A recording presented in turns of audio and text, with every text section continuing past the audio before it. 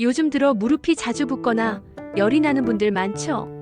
아침엔 뻣뻣하고 걸으면 좀 괜찮은데 계단만 내려가면 시큰거리는 그 느낌. 대부분 나이 탓이겠지 하고 넘기지만 사실은 무릎 안에 염증이 조용히 자라고 있는 신호입니다. 무릎 만성염증은 단순한 통증이 아닙니다. 무릎 속에 있는 관절막에 염증이 생겨 관절액이 늘어나고 연골을 서서히 닳게 만들죠. 처음엔 붓기와 뻣뻣함으로 시작하지만 방치하면 연골이 손상돼 변형성 관절염으로 이어집니다. 생각해보세요. 무릎 안쪽엔 매끄럽고 투명한 연골이 뼈를 감싸고 있습니다. 그리고 그 사이에 관절액이라는 윤활유가 흐르고 있죠. 그런데 염증이 생기면 어떻게 될까요? 관절막이 붓고 관절액이 필요 이상으로 많아집니다. 그러면 무릎이 빵빵하게 붓고 움직일 때마다 불편해지죠. 더 큰 문제는 염증 물질이 연골을 천천히 녹입니다. 마치 녹슨 쇠처럼 연골이 거칠어지고 얇아지는 거예요. 나이를 탓하기 전에 염증을 의심해야 합니다. 그럼 우리가 무심코 하는 염증을 키우는 잘못된 습관들을 살펴볼까요? 첫 번째, 무릎을 오래 굽히는 자세입니다. 쪼그려 앉기, 양반다리로 앉기. 이런 자세를 오래 유지하면 무릎 각도가 130도 이상 꺾이면서 연골에 압박이 생깁니다. 연골이 눌리면 그 부분에 산소와 영양 공급이 막히고 염증이 생기기 쉬워집니다. 바닥에 앉아서 빨래를 개거나 텃밭일을 하거나 TV를 보면서 양반다리를 하는 습관. 이 모든 게 염증을 키우고 있었던 겁니다. 두 번째, 딱딱한 바닥 생활입니다. 맨바닥에서 생활하거나 차가운 마룻바닥 위에 앉는 습관.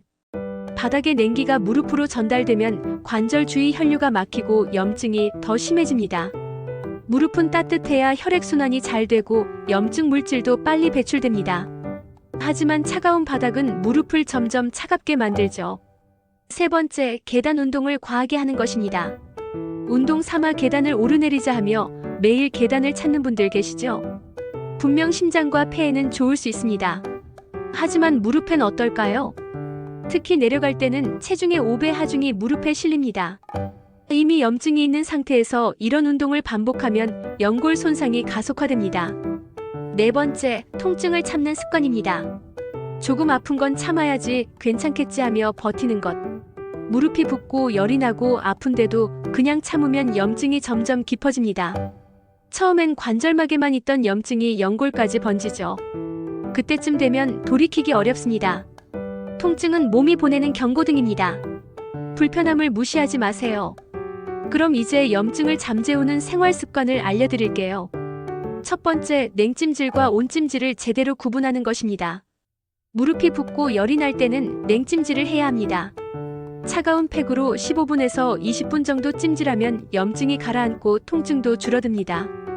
반대로 아침에 일어났을 때 무릎이 뻣뻣하고 굳은 느낌이 들 때는 온찜질이 좋습니다. 따뜻한 물주머니나 온열팩으로 무릎을 감싸주면 혈액순환이 좋아지고 관절이 부드러워집니다. 두 번째, 앉아있을 때 30분마다 일어나는 습관입니다. 오래 앉아있으면 무릎 관절이 굽고 관절액 순환이 막힙니다. 30분마다 한 번씩 일어나서 가볍게 걷거나 무릎을 천천히 굽혔다 펴는 동작만 해도 관절액이 다시 순환됩니다. 이 작은 움직임이 염증을 예방하는 가장 쉬운 방법입니다. 세 번째, 체중 관리입니다. 체중 1kg을 줄이면 무릎에 실리는 하중이 4kg 줄어듭니다. 만약 5kg을 감량한다면 무릎 부담은 20kg이나 줄어드는 거죠. 다이어트가 어렵다면 식사량을 조금만 줄이고 달고 짠 음식을 피하는 것만으로도 충분합니다. 네 번째, 허벅지 근육 운동입니다. 무릎을 지켜주는 건 결국 주변 근육입니다. 특히 허벅지 앞쪽 근육인 대퇴사두근이 튼튼하면 무릎이 받는 충격을 분산시켜줍니다. 의자에 앉은 채로 다리를 천천히 들어올리는 운동. 하루 10회씩 아침 저녁 2번만 해도 충분합니다. 이 간단한 운동이 무릎을 보호하는 천연 보호대를 만들어줍니다. 다섯 번째, 항염식단입니다. 음식으로도 염증을 줄일 수 있습니다. 등푸른 생선, 고등어, 삼치, 정어리 같은 생선에는 오메가3 지방산이 풍부해서 염증을 진정시켜줍니다. 올리브유, 견과류도 좋습니다. 그리고 생강, 강황 같은 향신료는 천연 항염제 역할을 합니다.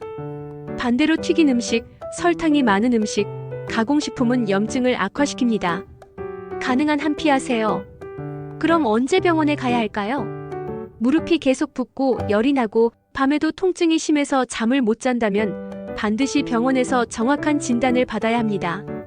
또 무릎에서 물이 차는 느낌이 들거나 무릎을 굽히고 펴는 게 점점 어려워진다면 이것도 병원에 가야 할 신호입니다.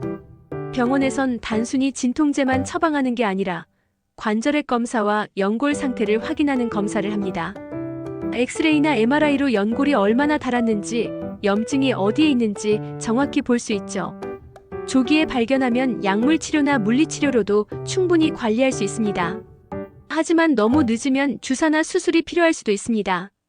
무릎은 단순히 걷는 도구가 아니라 당신의 하루를 지탱하는 기둥입니다. 아침에 일어나 화장실에 가고 부엌에서 아침을 준비하고 시장에 장을 보러 가고 손주들과 산책하고 이 모든 일상이 무릎 덕분에 가능합니다. 오늘 하루 무릎이 보내는 작은 신호에 귀 기울여 보세요. 무릎이 붓거나 열이 나거나 뻣뻣하거나 시큰거린다면 그건 무릎이 도와달라고 보내는 신호입니다. 생활 습관이 약보다 강합니다. 30분마다 일어나는 것, 체중을 조금 줄이는 것, 따뜻하게 찜질하는 것, 항염 식단을 실천하는 것. 이 작은 습관들이 모여서 염증을 잠재우고 연골을 보호합니다. 무릎을 돌보면 인생이 편안해집니다. 오늘부터 무릎에게 조금 더 관심을 가져주세요. 당신의 무릎은 그럴 자격이 충분합니다.